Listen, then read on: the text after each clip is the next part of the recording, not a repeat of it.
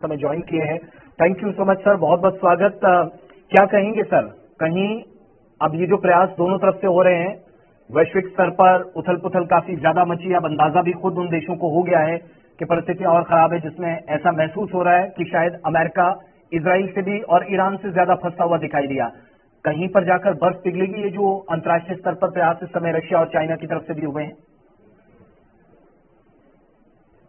आसिफ साहब, देखिए, ये बात तो सही है कि शुरुआत में अमेरिका जिस तरीके से मान रहा था कि शायद 3 या 4 दिनों के अंदर जो है वो पूरी तरीके से जो है रिजीम चेंज करके जंग जो है वो जीत जाएगा, लेकिन वो पूरा होता नजर नहीं आ रहा है। देखिए, शुरुआत में जिस तरीके से अचानक बातचीत चल रही थी और बातचीत के बाद जिस तरीके से ये हमला किया गया, उससे ये बात साफ है कि एक सोची समझी साजिश के तहत अमेरिका और इजराइल ने हमला कर दिया था। उस हमले के अंदर जो सुप्रीम लीडर के साथ में कई ऐसे टॉप लीडरशिप जो थी, जो फर्स्ट लेयर की लीडरशिप थी, एक तरीके से समझ लीजिए कि वो मारी गई और उसके बाद से ही ये मामला बिगड़ना शुरू हो गया। अभी हालात इतने बेकाबू होते जा रहे हैं जिसको लेकर के अब अमेरिका हो, इजराइल हो, सभी के हालात बहुत ज्यादा खराब है।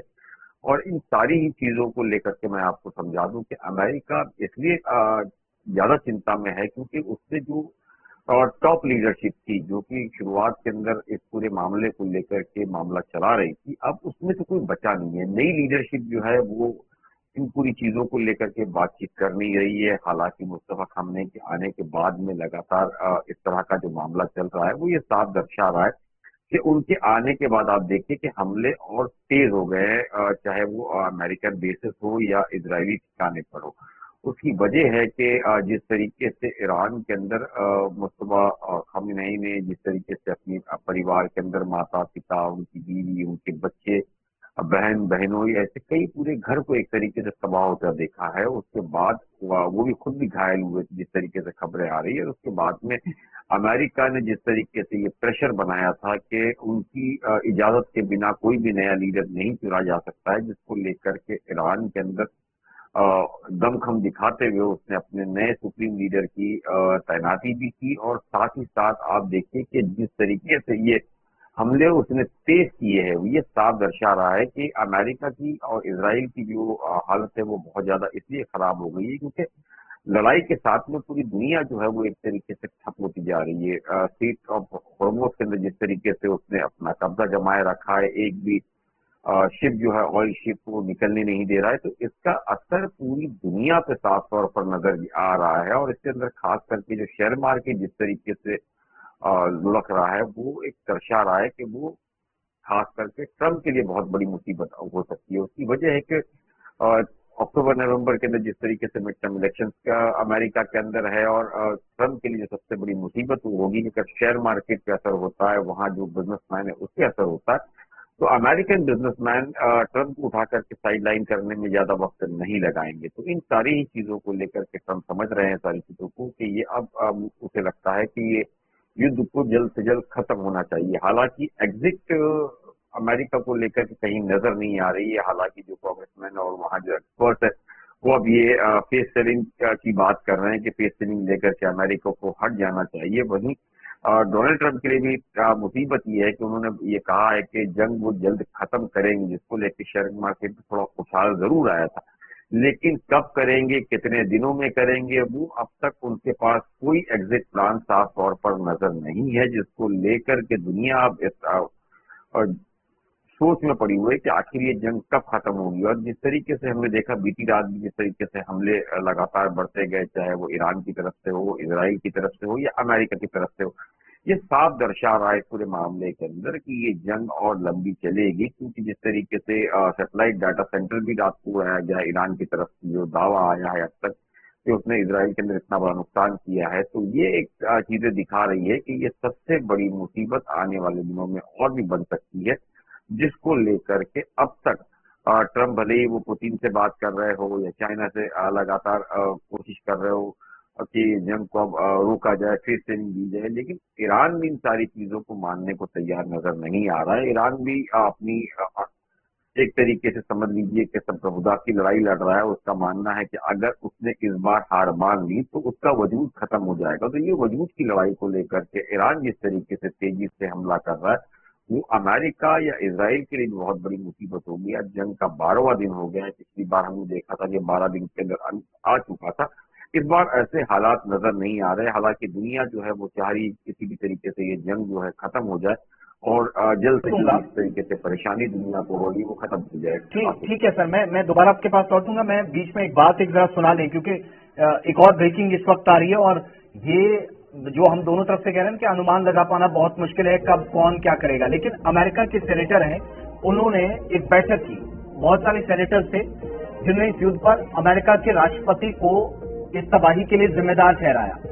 और क्लोज जो ब्रीफिंग हुई है उसमें सेनेटर ब्लू मैथल की तरफ से एक बड़ा बयान दिया गया, जिनके मुताबिक अभी भी कई सवाल जो हमने सरकार से पूछे, राष्ट्रपति ट्रंप से पूछे, उस पर कोई जवाब अभी तक नहीं आया। और ईरान पर अमेरिका की रणनीति पर उन्होंने खासतौर से सवाल उठाए हैं। और फिर उसके बाद जिस तरीके से स्कूल पर हमला हुआ, थोड़ी देर में उस पर भी चलेंगे। लेकिन अमेरिकी जो सैनिक हैं, कहा गया कि वो क्यों और किसके कहने पर भेजे गए। राष्ट्रपति ट्रंप से सवाल पूछा गया लेकिन जवाब अभी तक नहीं आया। अमेरिकी सीनियर सेनेटर जिनने गंभीर इस मामले को बताया, चिंता जताई, और उन्होंने कहा कि American are in danger right now. स्पष्टता कोई नहीं है कौन ये फैसले ले रहा है, और उनके मुताबिक बयानों में भी विरोधाभास है। इधर से उधर कहानियां सुनाई जा रही है। राष्ट्रपति कुछ कहते हैं, पीटर हेगसेथ कुछ कहते हैं। ईरान युद्ध से अमेरिका इसराइल को नुकसान पहुंचा है। सीनियर सेनेटर ब्लू मैथल की तरफ से पूरी प्रक्रिया पर सवाल उठाए गए और प्रेस ब्रीफिंग में सवालों का जवाब वो दे रहे थे। ये बात उनकी सुनाए, उसके बाद वापस इकबाल जी के पास चलें।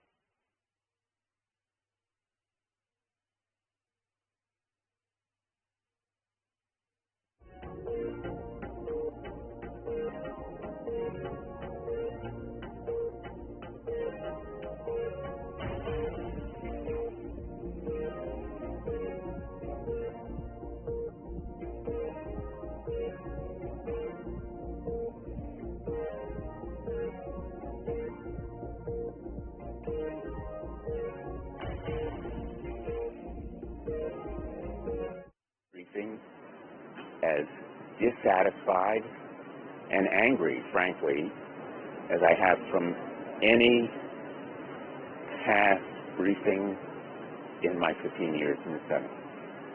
I am left with more questions than answers, especially about the cost of the war.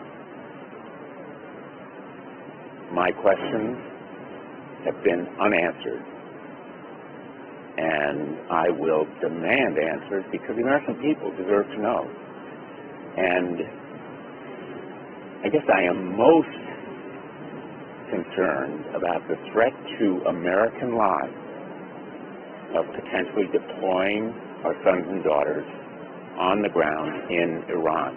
We seem to be on a path towards deploying American troops on the ground in Iran to accomplish any of the potential objectives here. And there is also, as disturbingly as anything else, the specter of active Russian aid to Iran, putting in danger American lives. Literally, Russia seems to be aiding our enemies, actively and intensively, with intelligence and perhaps with other means, and China also may be assisting Iran. So the American people deserve to know much more than this administration has told them about the cost of the war, the danger to our sons. Mamtani जी के पास चलेंगे। इकबाल जी, एक आपका इस पर comment लेना चाहूंगा। ये परिस्थितियां बताती हैं कि सिर्फ बाहर तो जो कुछ अमेरिका और इजराइल कर रहे हैं उस पर तो चिंता जाहिर की जा रही है, लेकिन शायद इजराइल का इतना दबाव है कि ट्रंप अब पीछे भी नहीं हट सकते। वो आगे कुआं पीछे खाई वाली कहानी, और विद इन कंट्री भी प्रेशर काफी ज्यादा बिल्ड हो रहा है।